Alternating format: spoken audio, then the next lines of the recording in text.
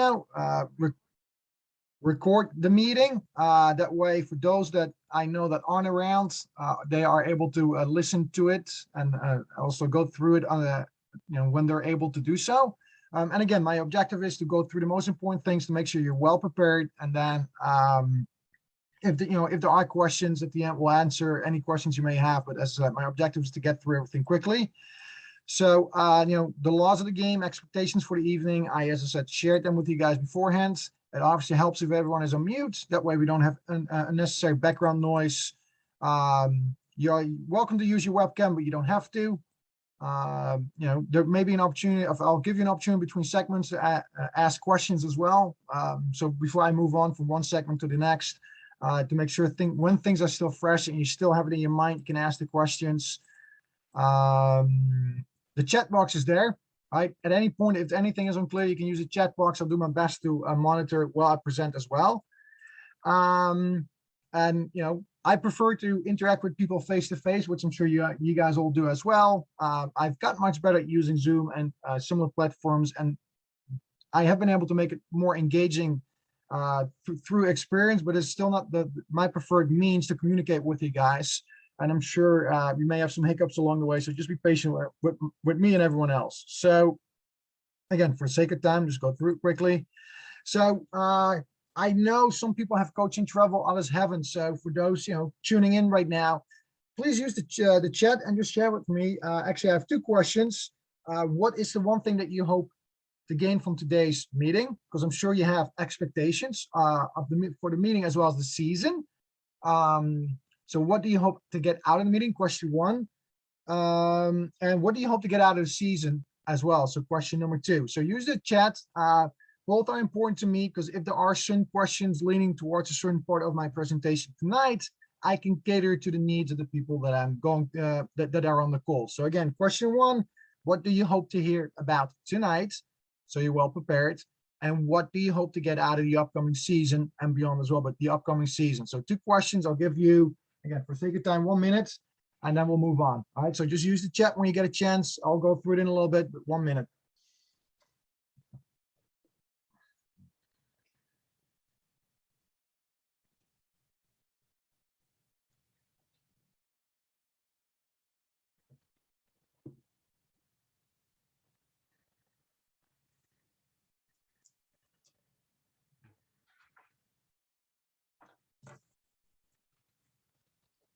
And please don't be shy. If you have something that you will hope to see addressed or hear addressed tonight, let's make sure you share it ahead of time. That way I can potentially change my focus, again, to make sure I cover your needs as well, because it's always about the needs of the learner, whether it's the players in front of you or right now, the coaches in front of me, so to speak, albeit via the computer, obviously.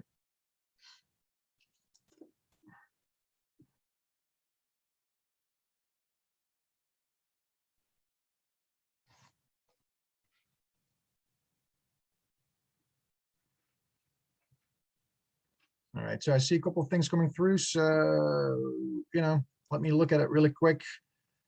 All right, so expectations for coaches, definitely something we're going to address later at some point during the meeting. Question about potential scheduling games, we can touch on that quickly. Yes. All right, so definitely questions about the role of the part-time coach, or I would say the volunteer coach. And most importantly of all, and we'll touch on that throughout as well, how can we make it a successful season for all? So as I move on, I'll give you the agenda in a little bit. I'm a big fan of sharing quotes that I think are valuable. This one, personally, I find valuable because anyone, including myself, can learn and can get better. But the most important thing is to be open to receiving information that could potentially help you become more effective, whether you're a volunteer or professional coach for that matter. So I urge you to be open-minded to listen to and hopefully understand also the why behind all that we're doing. And I'm going to try to, again, get to the point as quickly as possible. So the agenda, all right, so a couple of key things I want to touch on. The WSA development objectives, part of our development philosophy. Zoom in on a couple of key objectives tonight. How that impacts our training and coaching methods. I think that's a really important one because obviously we have an idea of how players and teams should be trained and coached based on our development philosophy. And as a coach, it's important to have the know-how to be, to be informed on. Definitely going to talk about the role of the coach. And when I say the role of the coach is geared towards the parent/volunteer coach to make sure that everyone on the school is well prepared for what's ahead. I'll break down the U9 travel program, which is also part of the outline of responsibilities for the parents/volunteer coaches to make sure we're all on the same page. And I'll talk about both the 7v7 game format and the system of play, I should add as well, the system of play that we use. And I'll touch on the use of the build-out line. Now, anyone that has coached 7-a-side before is familiar with. Anyone that hasn't coached yet at U9, but has recently done a state coaching certificate course should also be familiar with. But I just want to go through it one more time to make sure we're all on the same page. So this, in a nutshell, this is what we're going to talk about. I'm going to try to make it as engaging as possible while being mindful of the time. So moving on. So first things first, the WSA development philosophy. So to understand what we're going to do at U9, I think it's important to also zoom out first. There we go. And look at the bigger picture, because for those that have not gone through it before, you may not fully understand the why behind what we do at U9. If you have had children go through the program before, as in this is your second, third, fourth child, how many children you may have had, and you have coached before, you're probably familiar with a large part of what I'm going to discuss right now. And you will understand what we're going to try to do at U9 and how that influences everything else that we're doing. But every year, and you can use the metaphor of a house or whatever it is, but you like to build a foundation and you add layers to that foundation as you go up towards the roof. There are things that we want to address at U9 that are going to impact the development of the players in the years to come as well. But zooming out, right? So this is in a nutshell what we look to do, or we hope our teams will be able to do in 5, 6, 7 years from now. And we have to take the right steps to get there. So I'll give you 15 seconds just to read through this rather than me reading that out loud.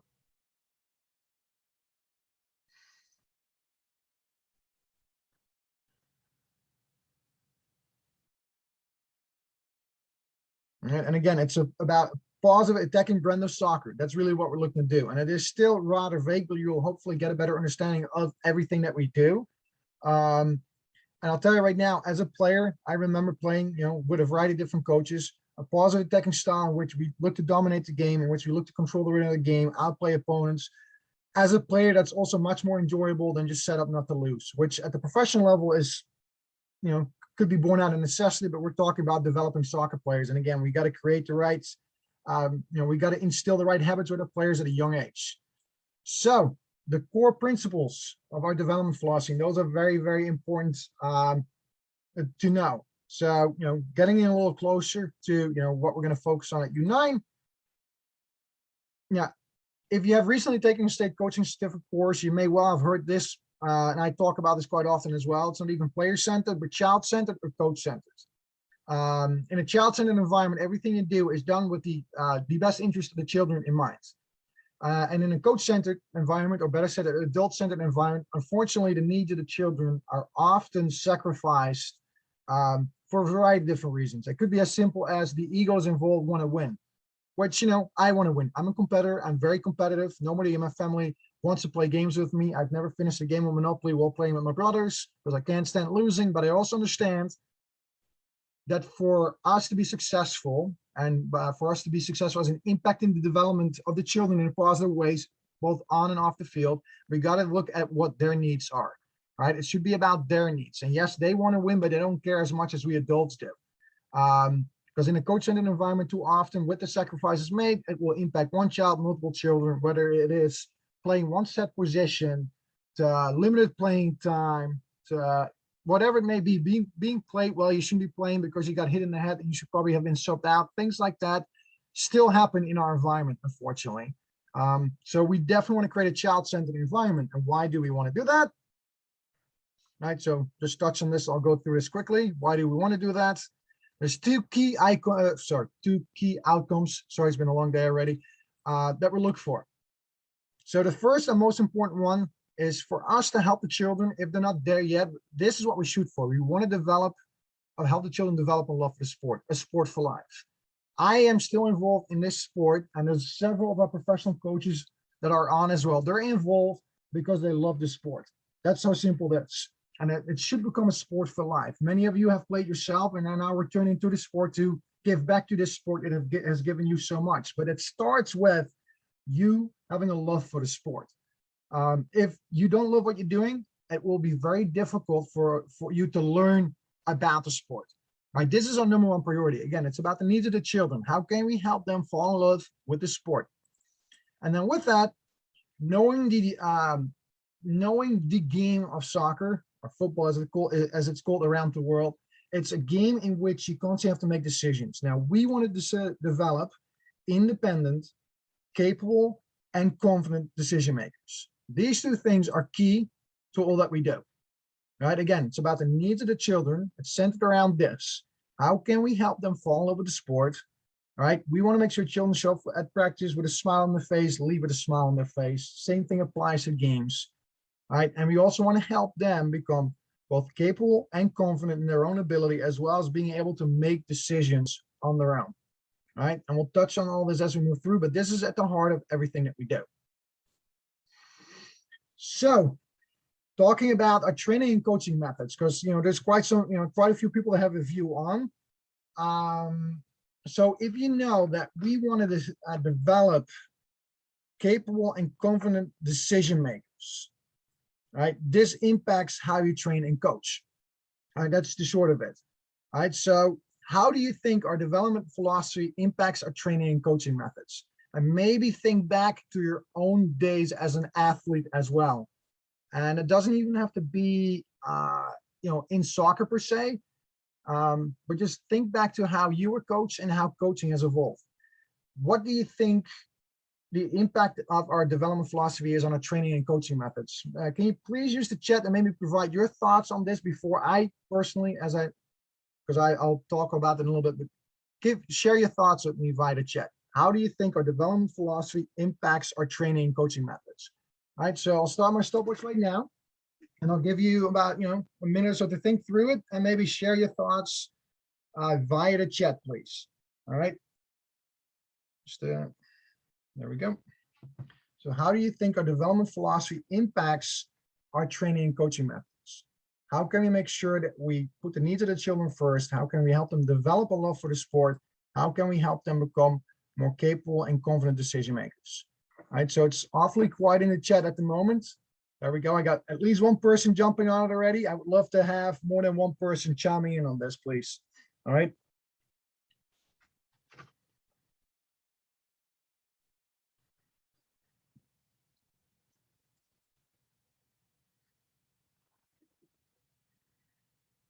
There we go.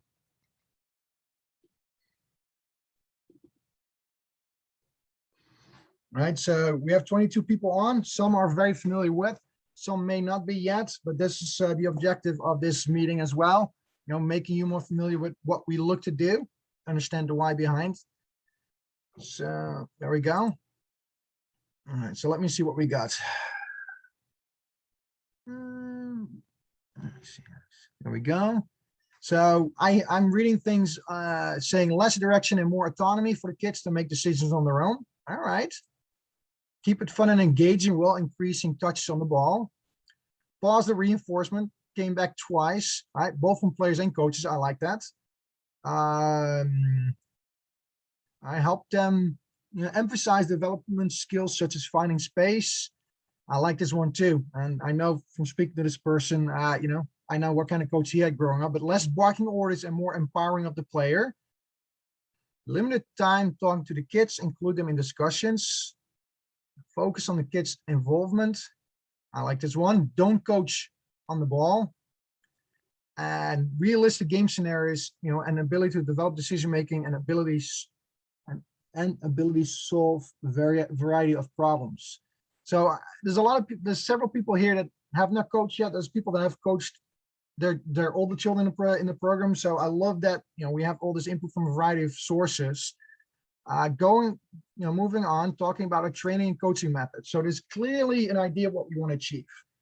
So the impact on our training methods is is obviously there. So I'll take you through it. So key to a lot of what we do is we want to make sure that as many of the activities that we do are as game-like as possible. And it doesn't mean that we're just throwing a ball out there and they're playing games in practice all the time. There's a thought behind all that the coaches do, right? But activities include a decision, because soccer is a game in which players need to be able to make decisions and execute them. We're not separating them from one another, right? Maybe every so often, but more often than not, every activity includes a decision.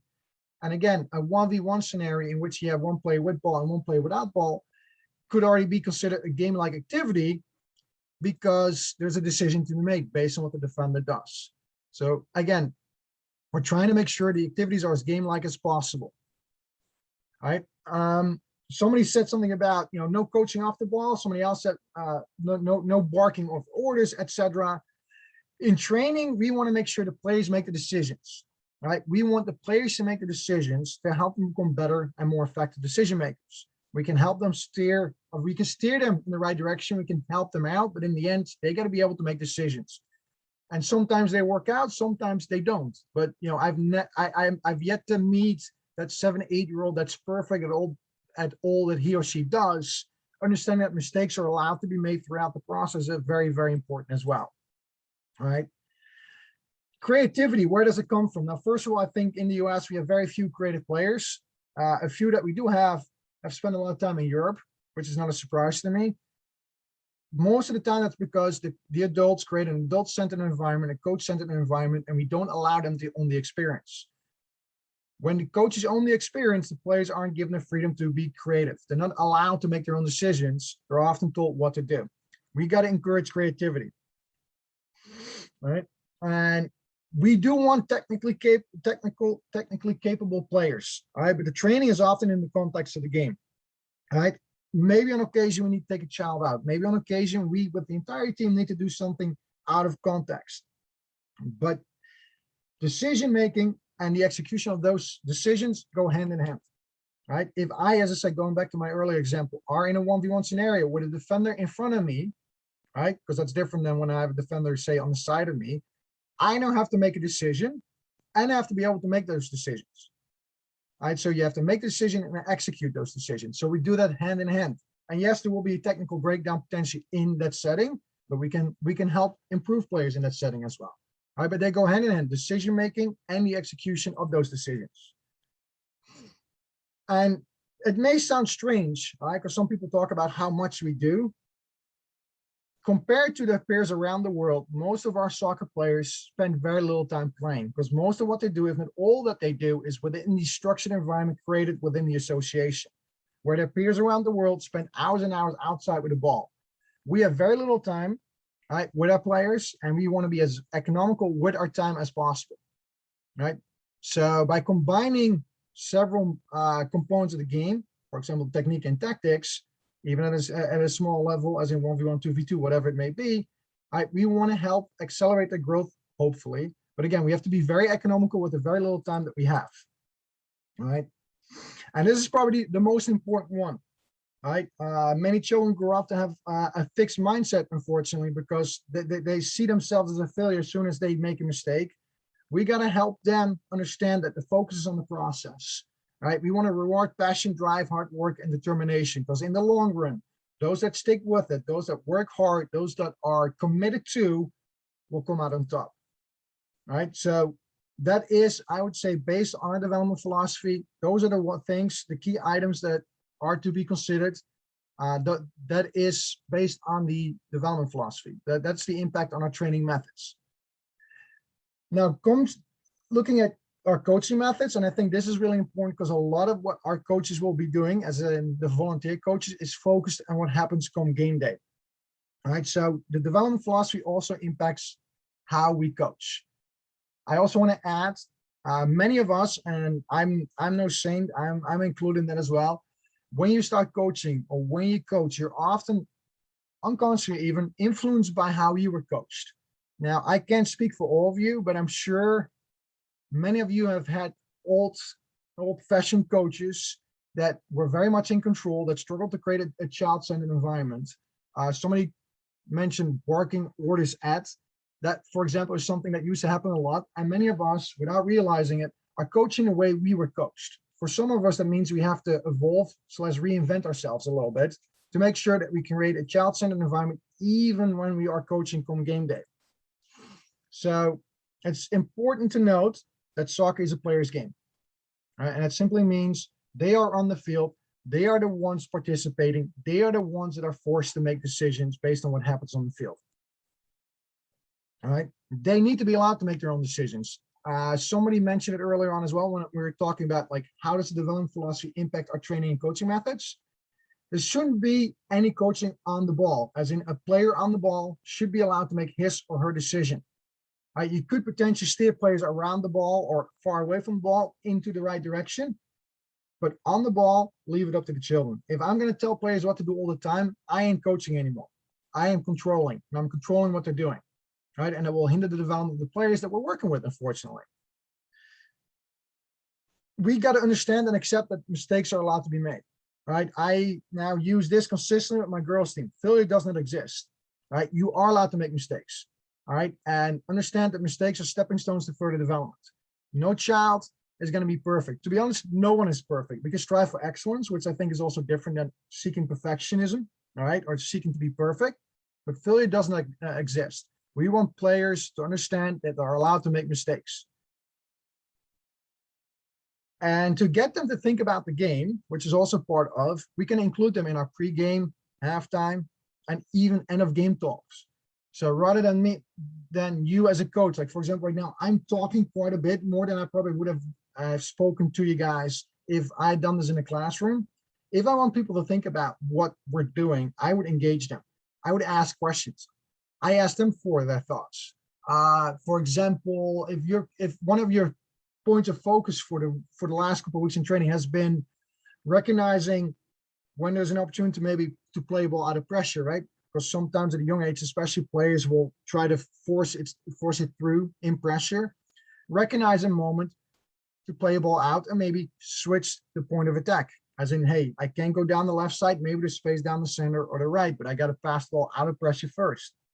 If that's my point of focus, I can go in my halftime talk and ask my players at halftime and say, Ruben, we talked about recognizing when to go forward and when to potentially play a ball out of pressure. How well do you think we have done? Right. And I'm not asking about, I don't need a statement of we have done bad or good. It's like, what is working, what's not working. Right. I'm not talking about absolute terms because, absolute terms will hinder one's development, but what worked, what didn't work. Right. And by doing so, my players are starting to think about things a little bit more as well, rather than being talked to all the time. All right. And again, just like with the training methods, it's about the process. It will always be about the process. Often, and you got to remind yourself of this quite often. It's not the destination necessarily that matters. It's the road that leads to it. And if that road is taken well, we can develop very capable players that both love the game and are capable of making their own decisions and executing those decisions on their own. All right. So the impact on our coaching methods. All right. I'm going to take a deep breath and a sip of water. Is there anyone that has any questions about our development philosophy and the impact on both our training and coaching methods? I'll give you, 10, 20 seconds if you need to. You can use the chat or even unmute yourself if you have any questions at this point.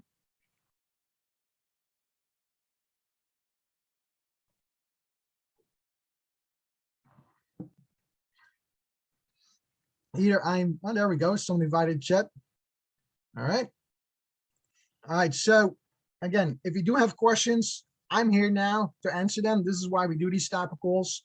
If you have questions, ask, please. I'd much rather have you ask things that you might think are strange or weird or you're not sure about than not asking the questions at all, because this again is to help you prepare for what's ahead. And the better prepared you are, the better off our players will be as well. All right, so again, big fan of quotes to summarize everything up, training and coaching methods. All right. All right. All right, so now zooming in on the learning objectives for our U9s. Okay, so it's important to focus on age-appropriate content. Sometimes people lose sight of and they start to focus on things that the children are not ready for, which then ends up leading to disappointment, because we're asking things from the children they can't do. Coach gets frustrated, players get frustrated, disappointed, and at the end, nobody wins anything there. All right, we're actually, there's more losers than winners in that scenario. So it's really important to understand where the children are in their development, psychosocially, emotionally, as well as physically. All right, we're also narrowing our focus. All right, because you can focus on 25 different things, but that will only slow down the process. It may sound counterintuitive, but narrow it down. Less is more. All right, that will eventually help, hopefully, accelerate the learning process. All right, there's a couple key items to think about. So, going into year 9, all right, many of the players, I'm sure, will be all right with the idea of north-south, as in up and down the field. All right, defending the goal, going forward, or vice versa. All right, what most players will struggle with is utilize the width of the field. All right, finding the space. All right, I see a mistake in my slide as well, but forgive me, English is still not my first language. But we're going to introduce the concept of width. All right, so there's many ways to get forwards, there's many ways to play a ball under pressure, but we got to be able to utilize the width of the field as well. And in training, this could be done in simple games in which you have multiple goals in either end line. I got a goal on my right, I got a goal on my left. The goal on the right is closed off. How can I get the ball to the left? Are we utilizing the width on the left, etc.? Right? This is a really important concept to introduce. Sometimes we can go forward, sometimes we need to go backwards. Sometimes we can go to the left, sometimes we can go to the right. But if we don't utilize the width, we're going to struggle on the ball. All right. With that, then, as we start to utilize our space a little better, right? Our players in the near vicinity, at least, right, players close to the ball, have to find a way to create an opening. So 2 players, right? It takes 2 to tango. I get the ball, my teammate tries to get open for me, or vice versa. The biggest thing I see happen throughout, right, the program still is that many children think they have to run to the ball to create an opening. It's about being able to get the ball from A to B. That doesn't mean I have to run to the ball to help my teammate out. Just want to make sure that you think about that as well. Sometimes, or more often than I would say, you're better off moving away from the player with the ball to create an opening, so he or she can get you the ball, so we can get the ball into space and away from pressure, whether it's ahead of the ball, behind the ball, or on either side of the ball. Okay, obviously we want to make sure our players are able to make decisions, right, and execute these decisions. And when I say execute, that's obviously the technique of, I would say, the skill, right? There's a difference between being technical and skillful. A technical player can do things on demand, as in he or she can dribble through cones like it's nothing. A skillful player understands when and how to dribble, and when potentially also to pass the ball. All right, which is a big difference. All right, but that's, again, something we're going to focus on within the context of the game. We also, as we talk about decision making on the ball, we're also going to work with the players on how to defend, and it starts very small, but again, in context. How do I defend one-on-one? And that's not just depending on the area of the field we're in, but it's also the technique of, right? Rather than running straight at an opponent, at it's important that I learn to bend my knees a little bit, maybe force the player out or to the side, I should say. Right? That's all part of the development objectives at U9. And we're going to introduce all the players to the role of the goalkeeper. Right? As we start talking about game day coaching in a little bit, the role of the goal player. I'm not even calling it the goalkeeper. We're talking about the goal player. Every child should be introduced to that position. Every child should play in the goal at U9. That is very, very, very important to stay. All right. We're not going to play with set keepers. We're not going to have 2 players that are rotating every half. Every child is going to get to play in the goal, both to better understand the position, to learn to play the position, and to respect the position. And to be honest, it will also help the parents respect the position far more than when it's just 1 or 2 children always playing at the goal. These 5, all right, and I'll leave it up for about 15 seconds. These 5 are the learning objectives for our U9s, all right? And this is what we use to determine where players are at the end of the year as well, right? How well do they do in these 5, all right? How well do they, like, how great is their understanding of, how great are they able to, or how good are they at executing the decisions? Right? Do they recognize how and when to defend 1v1, et cetera, et cetera? Right? This is what we're looking to achieve. Right? This is what we're working towards. These are our objectives.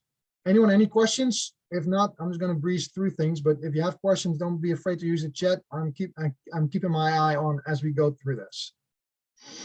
All right, so give me a second. I got to pull something up really quick. All right, just to change gears really quick. All right, and some of you may have seen me do this before. There we go. I am. All right, going to share a link with everyone. All right, and I would love you to use what I'm sharing with you via the chat.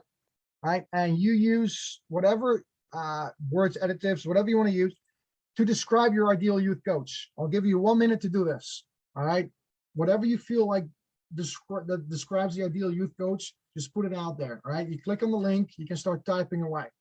All right, I'm curious to hear from you what you think the ideal coach will look like, or what he or she looks like. All right, 1 minute. I see several of you already typing away. What does the ideal youth coach look like, in your opinion?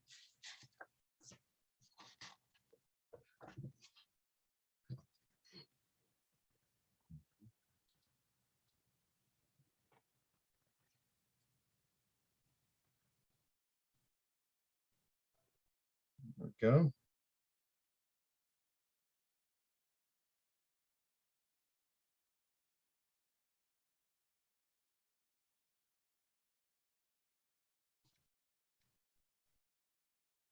right.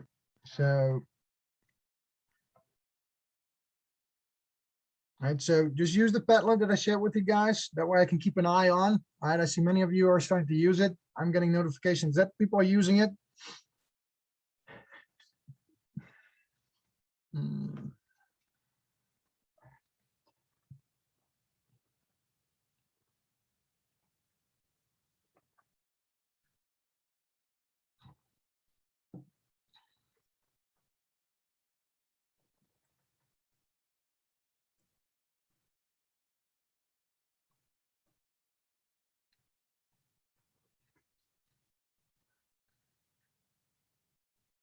And just if you're wondering, by the way, we're doing well on time. I know I have a hunch that we'll be able to get everything done within the time that I had envisioned to need tonight to go through all this. So what I'm going to do really quick, where am I? Where's my meeting? I'm going to share the Padlet with everyone via, there we go, via Zoom. All right, if you're still typing away, that's great. But now, as I said, you know, obviously there's some people that do think they're extremely hilarious. I'm going to focus on those that actually gave me some positive feedback on all this. So a lot of what you guys are using to describe the ideal youth coach is focused on the soft skills, I guess people call it all the time. The soft skills, people management, or in this case, you know, the ability to engage children. I find this a very good exercise to go through with coaches, because, you know, a lot of what I've talked about now is about our development philosophy. And again, we're talking about, you know, putting the needs of the children first, but we also have, you know, we also focus on certain topics, objectives that we want to reach at the end of the season, which is, you know, X's and O's really. But the most important skills a coach needs to possess are indeed highlighted over here. Are you able to engage children? Are you able to communicate effectively with them? Are you organized? Are you able to make it fun? Are you passionate about what you're doing? Are you dedicated? Somebody said empowering others, right? Compassionate. I would say, you know, you call it emotional intelligence, so to speak. Right? If you don't have this, right, you will struggle as a coach, let alone as a coach working with youth, like with children. Okay, if you're in youth soccer or youth sports, it is really important you're able to engage with those in front of you. Recognize who's in front of you. This is why I like to go through this activity and whatever coaching course I do. All right, whether it's a high-level course or an introduction into what we're going to do at U9 or look to do what we look to do at U9, it's really important to understand your role. Even some of the best coaches at professional level will confirm this. All right, there's a certain percentage, I would say, they spend a percentage of time they spend on the X's and O's, but more spent on managing the players they have, engaging the players. I am going to, in a little bit, look up a quote, and I'll share it with you guys at the end. from Jesse Marsh, the former Red Bull New York coach, who started at Red Bull Leipzig. I'll share it with you at the end, just to show you how important it is for a coach to be able to engage their players and to be there for their players. I'm going to do a new share, go back to the presentation, a couple more things to go through. So some of you asked about the responsibilities of a coach. So I'm going to highlight this. If you have at any point any questions about any of that, let me know as well. So the role of a coach. So the volunteer coach, right? Whether you're the head coach or the assistant coach, we want you to be there for the Saturday practice sessions. All right, the Saturday practice sessions are a part of the learning environment that we look to create for our children. All right, the Saturday practice sessions are supervised by a professional coach, right, at U9 as well as at U10. This coach will also provide lesson plans for these weekly Saturday sessions. Sessions that are prepared in line with our development objectives, in line with what is done during the week by the professional trainers or coaches, should I say, all for continuity. But you're not on your own, right? It's a head coach, 1 or 2 assistant coaches, but you have support. You don't have to come up with the content yourself, right? And there's somebody there to steer you in the right direction, someone to support you and help you through it, right? But this is a part of your responsibilities, right? We talk about game day coaching.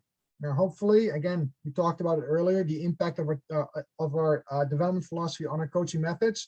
It's really important to understand your role come Sunday as well. You are there to make sure that the team is managed accordingly. US Soccer, when they talk about the tasks of a coach, they always talk about managing the performance environment. It also means including the parents. This means being able to engage them. A parent meeting at the start of the season is really important. I would highly recommend you do that in conjunction with or in collaboration with your professional coach, by the way. Just so you can introduce yourself, you can outline your development philosophy in line with what I just discussed earlier to get to know the parents. Keep them informed, both via email as well as, interactions over the phone or in person for that matter. Which is really, really important. I mean, whatever we do, whether it's with the players or the parents, we are in the business of establishing relationships and maintaining those relationships as well. We're building relationships and we look to maintain them. Getting the parents to buy into what you're doing, buy into what we're looking to do as a club is really, really important. And if you have not done this yet, please connect with your professional coach. Right, we are fortunate to have the coach that we have working for us. Right, start building a connection now. I'm not saying you have to become best friends, right? Although sometimes it happens as well. But at least make sure you're aligned on what's ahead, so you work well together, all for the sake of the children that you're assigned to coach. Right. So in a nutshell, these are the responsibilities of a coach. All right, breaking it down. The Saturday practice, I already talked about it. It's an age group session. So our scheduler on the call, obviously, will make sure or has made sure that all our U9 boys and all our U9 girls teams are training at the same location at the same time. Right? All teams are presented with a lesson plan. So you don't have to go out there and come up with content yourself. Right? Our lead coach is going to share a lesson plan with you a couple days before that Saturday. Make sure you go through it ahead of time. If you have any questions, follow up with the professional coach that shares those plans with you. For our U9 boys, that will be Alex Davis, right? He's also our trainer coach for the U9 boys A. And for the girls, it will be Jade Jacobs, right? And both of them will share lesson plans with you ahead of time. Again, in line with our development objectives, in line with what is done during the week. So we talk about continuity, right? This lead coach will be there. If he or she, so if Alex or Jade are unable to go, we'll ask one of the other coaches out of the age group to be there to provide you with support, right? It's almost like on-the-job training, right? Because I've come to realize that over time, right, being able to be an effective coach, you need to gain the experience, right? And the experience is gained by doing so. Having somebody there to help you out, to support you, to guide you and help you successful is very valuable, all right? And again, we're fortunate to have people like Alex and Jade be our lead coaches in both these age groups, all right? Please understand, as it comes to the Saturday practice, and I keep saying this, less is more. We have key development objectives for the age group. Our coaches are really good at creating lesson plans focused on one key, maybe 2 key development objectives for the day as well. Focus on that, right? Less is more. So that's the Saturday practice. Anyone, any questions about your role when it comes to Saturday?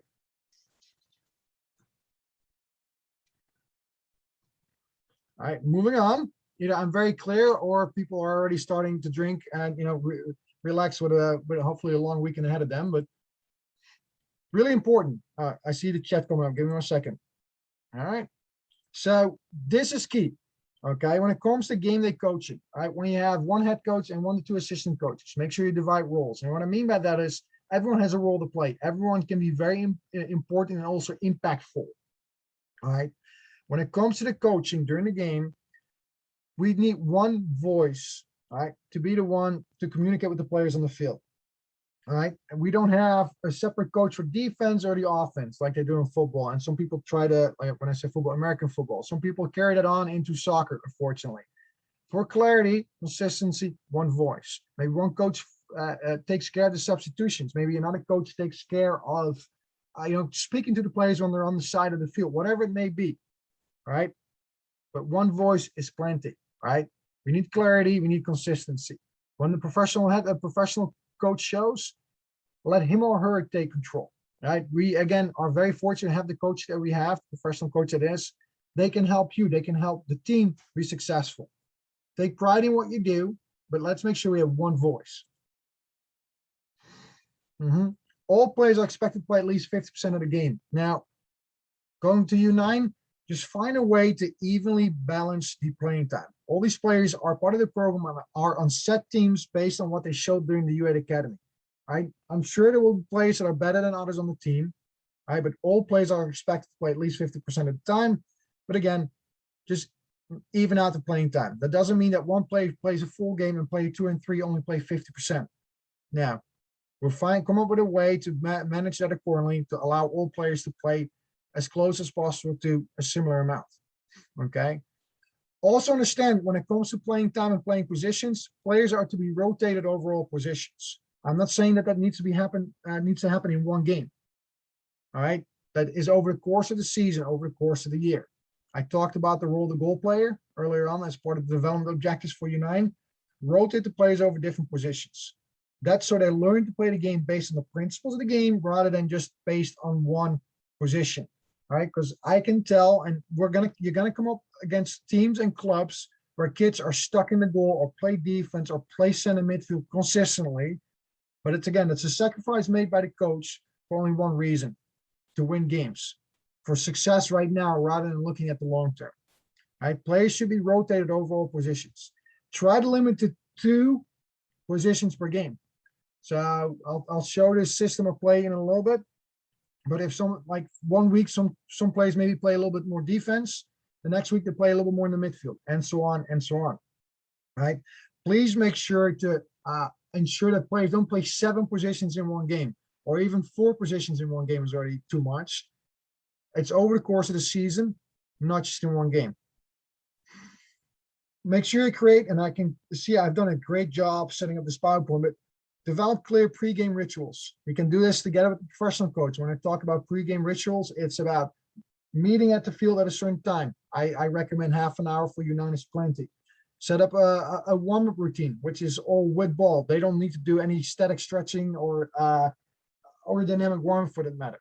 All right, but talk to the professional coach. He or she can help you come up with a ritual that works for your team. All right. Remember our development philosophy and how it impacts our coaching methods. Like, no barking of instructions, no controlling of what the players do on the ball. Right? Observe and instruct every so often. Help the players out, steer them in the right direction. But again, don't control the decisions because coaching ain't controlling. All right. So these are, I would say, the key items to consider when we talk about game day coaching. Anyone, any questions about game day coaching before I move on? I'm doing very well at the time here. I'm sure you're all very thankful of that as well. All right. So we're getting here to the final part off. So this is the system of play or formation, if you will, that we use at U9 and U10. All right. There's plenty of systems of play that could be used with in the 7-a-side format. We believe, and along with it, I believe this is, out of all systems, the best system to use. Is the system perfect? No, but we're not setting up a system just to win games. We're using a system, or this system for that matter, to help develop our players. Those that have sat through some of my presentations in the past, there is a reason why I've circled the number 1 as in the goal player, our central mid, or the 6, and the center forward. For the way we envision the play, and as we move through the playing formats, because eventually kids will go from 7-a-side to 9v9 to 11-a-side. All players need to be introduced to all positions, right? But eventually we'll look to develop capable goal players. We need good midfielders, a number 6 and a very good number 9 as well, right? To really play our game successfully. Okay, that's why I've circled these positions. Now, when you go into your pre-game preparation, right, find a way to rotate the players over the positions throughout the course of the season.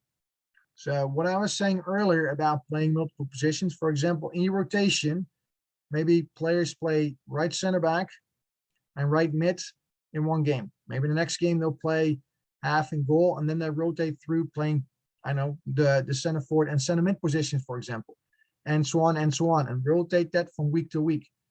All right. That's how all players are introduced to all positions over the course of the season. Now, our setup has 1 goalkeeper, 2 defenders, and we play with 3 in the midfield. Although, as you can tell, this player drops in slightly eventually, almost creating a double diamond across the field. All right, we always need angles, we need diamonds, we need triangles to be successful in possession of the ball. Somebody on the right mid, right wing, left mid, left wing, and somebody on top. All right, and this gets you to the 1-2-3-1. Now, what does it look like when you're going up in attack? Now, all these yellow dotted lines are basically our players running depending on where the ball goes. And this, just to point it out, this is not an ideal scenario because it all depends on where the ball is. But it gives you an idea of how the system evolves, maybe when you're in offense, right? And players move depending on where the ball is as well as where the opponent is. Same thing applies to when we're defending and how we make the field smaller, right? So this is how you could potentially move through the stages of the 4 main moments of the game: offense, transition to defense, defense, transition from defense back to offense. All right. Anyone, any questions about this system of play, the 1-2-3-1? And again, we use it across all teams, U9 and U10. And again, every system of play has its pros and cons. We're using this because we believe, and I'm just going to go back to this one more time, that this is the best system to teach them the principles that we want to instill with our players. For example, the concept of width, which we're starting to talk about, discuss the role of the goal player, find ways to support each other on the ball. Right? This is why we picked this system. Is it perfect? Absolutely not. But there is no such thing as a perfect system to begin with, and it's about instilling the principles that we have outlined earlier. Anyone, any questions about this? All right, Rich, are you still on the call, by the way? Mr. Pardo? Yes, I am. All right, so can you help me with the build-out line, please? Since you're a referee and you do all the referee course, maybe you can, from a referee's perspective, explain the build-out line one more time for our U9 coaches. Are you up for that? Yes, I am. Thank you, So, Rich.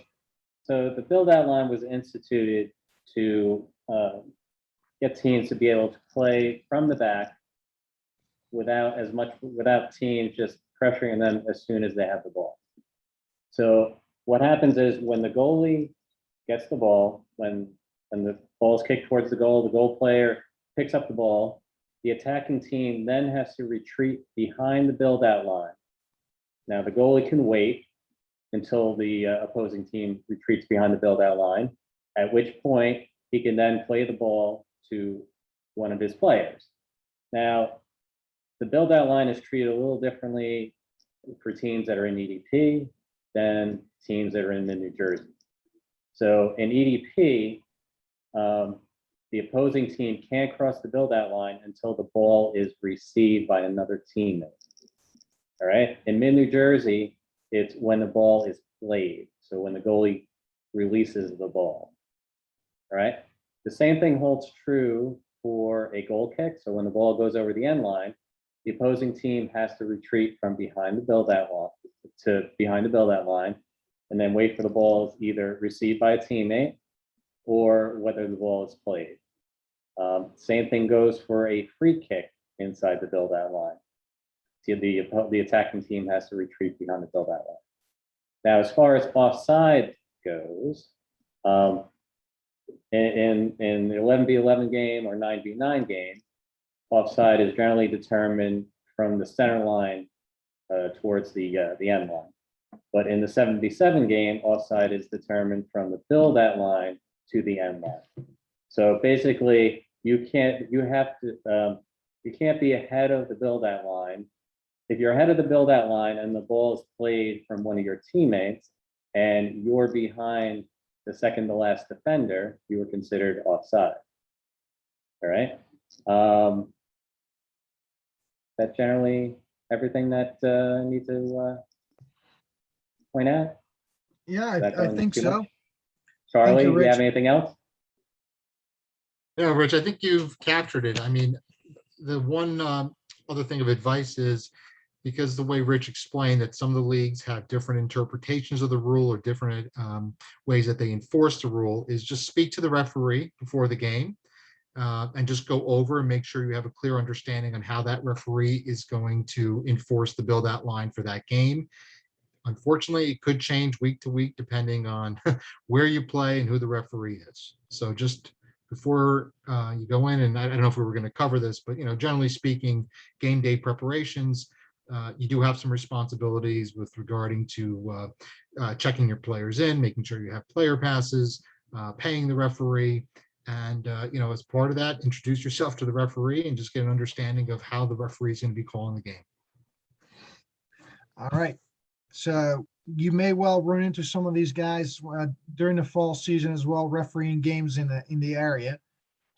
Does anyone have any questions? I'm just gonna check out right now. Stop sharing. Have any questions about anything discussed thus far?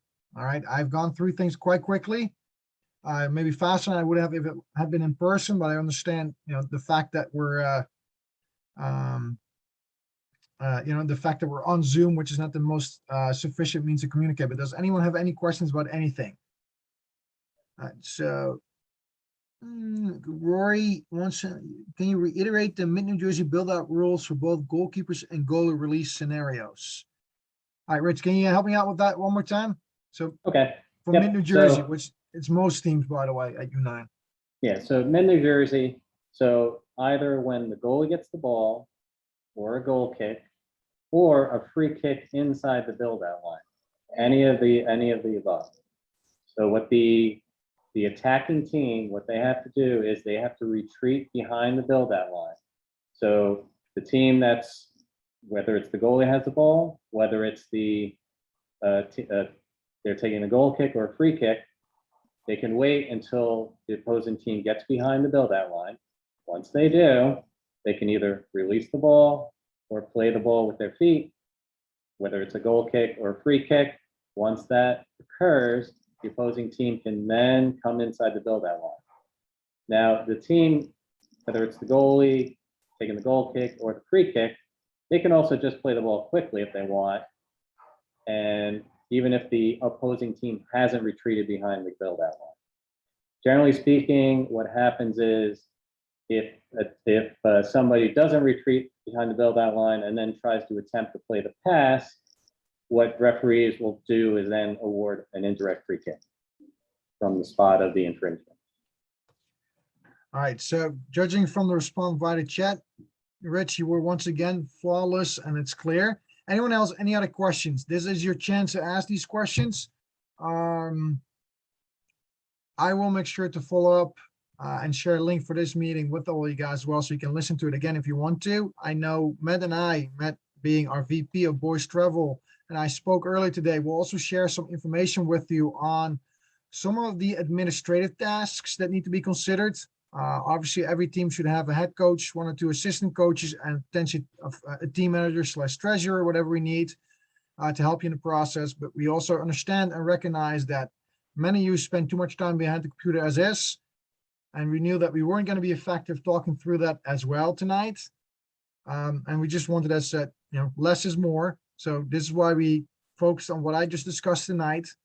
If you have any questions or questions come up as you process the information, don't hesitate to reach out. I know Mr. Pardo has something to say, so I'll give him the floor soon. But we're gonna finish up really soon. Rich, you have anything to add? Anything valuable from your perspective as, jack of all trades?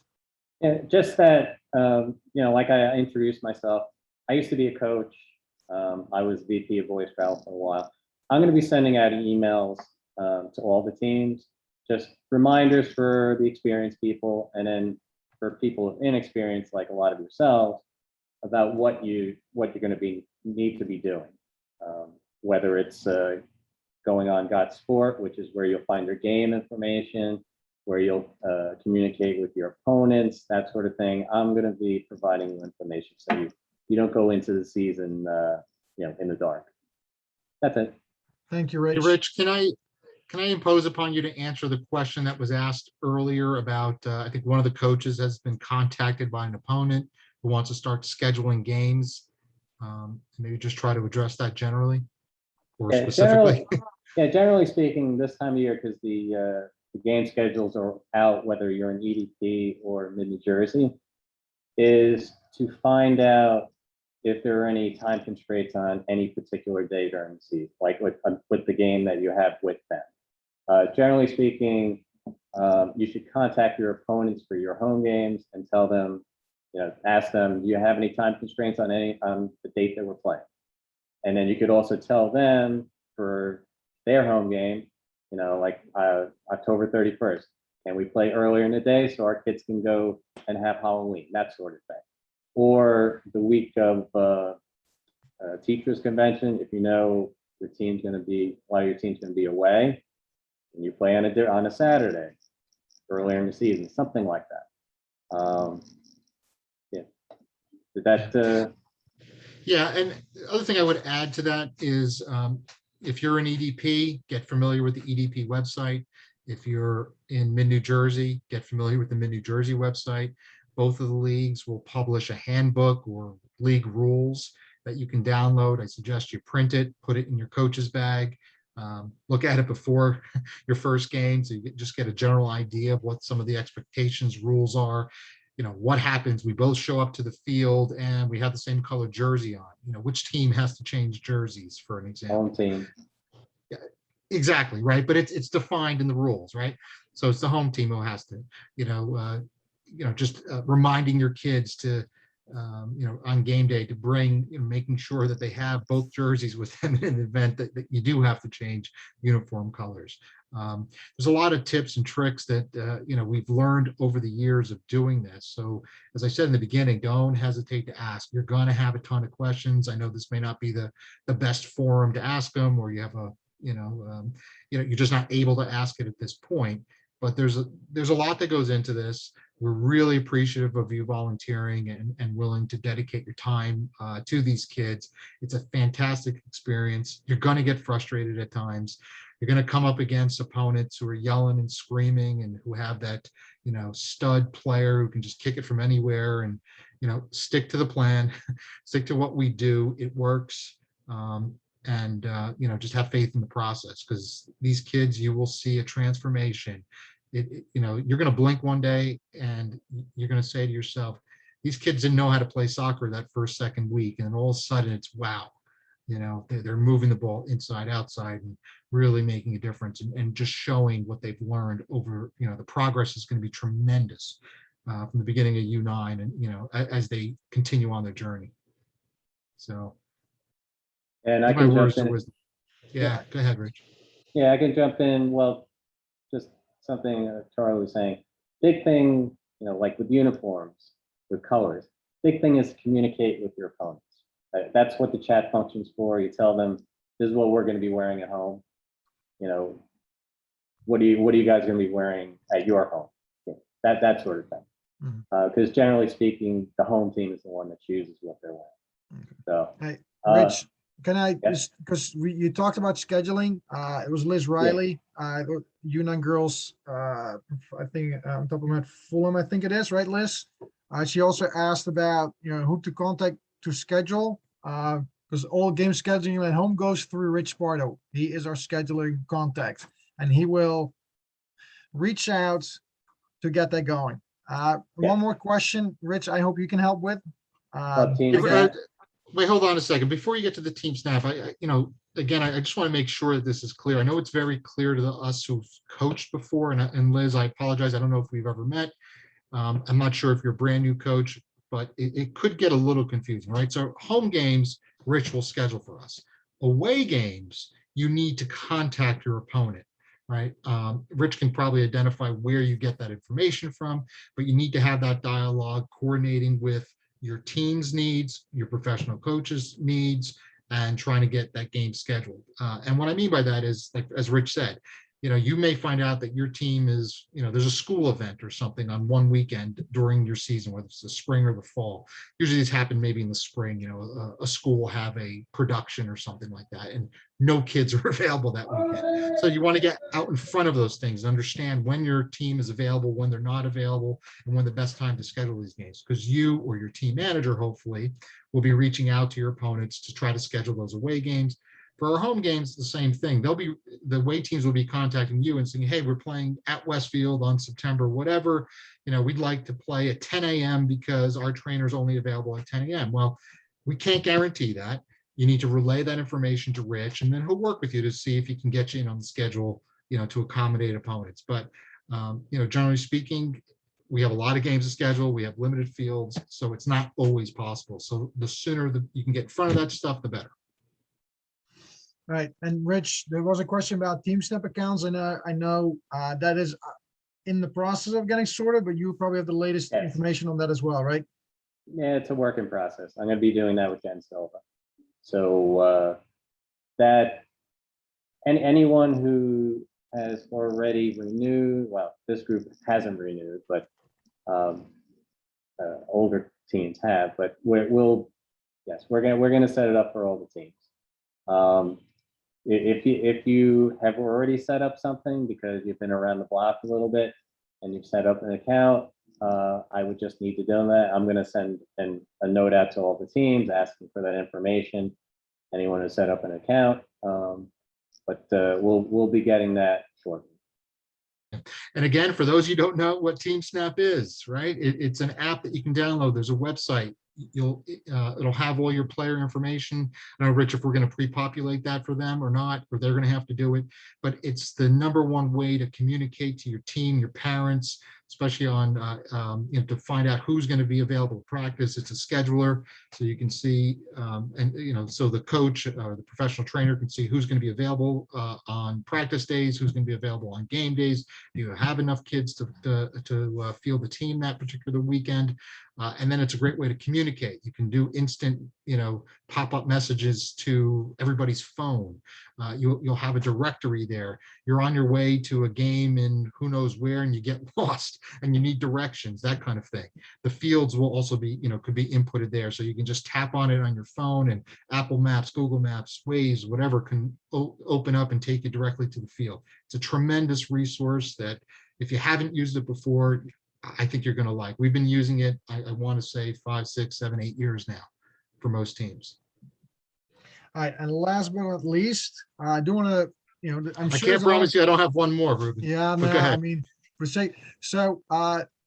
for many people joining the U9 travel program, when it is their first experience in travel, it's not just the coaches or parent coach that is, but for many parents it is. Be advised, and I need somebody else to confirm this for me, but we are actually running a meeting for all parents new to travel on, it was a Tuesday the 31st coming up, to basically go through the basics of what it means to play in travel. It's also, a means for us to introduce several of our board members to our membership and such. But I can only imagine, or we can imagine, there's a lot of parents that don't know exactly what to expect. That's exactly what that meeting is for. We're just going to go through some very basic things to explain what travel soccer is about, what to expect, and how they can. And that's also really important, be a very helpful part of the environment, so we can make it a successful experience for our U9 travel players. And again, that is on Tuesday the 31st coming up, also starting at 7:30. If I can just build on that for just for 30 seconds or so. We've never done this before. We're trying it now. We want to make sure that the message is clear to our parents. There's a lot of new parents who've never done this before. It's a little intimidating at times. Just want to really set the table and try to answer as many questions that people may have, so that this process isn't, well, I heard it from whoever. You're going to hear it direct from us. How do we evaluate players? What kind of parent sideline behavior is expected? What can you expect in terms of your child's development? Are you going to receive, a quote unquote report card about your child's development? How do we, make teams going forward? I ordered my uniform, but I didn't get the socks yet. Who's taking care of that kind of thing? And try to introduce you and the new travel players. It's not only for U9, if you know anyone who's new to travel, coming over from county or new to town, they're also welcome to. And frankly, veterans are welcome to. We're just going to try to have a nice open discussion where we present information and hopefully, we're able to answer as many questions as we possibly can. So we're really looking forward to doing that next week. All right. So I was able, and which is really impressive for those that know me long, to keep things within an hour. We've tried to give you as much information in a short amount of time as well. If at any point you have any questions about anything that I discussed tonight, or the information that you will receive via email, whether it comes from Rich or our VPs at Travel, that's where I want to leave it with. If you have questions, reach out. If you have questions, please reach out to us. I'm here to make sure you are successful as a coach, and many of the other people are also there not only to help you as a coach, but also help you with everything else that you may be dealing with, whether it is indeed scheduling, to dealing with parents that have questions, to whatever you can imagine. We're here to help you. If you're successful, our teams are successful. We as a club are successful. Right? I think this is good enough. Thank you very much all for tuning in tonight, and we're looking forward to a very successful season. Be well, guys.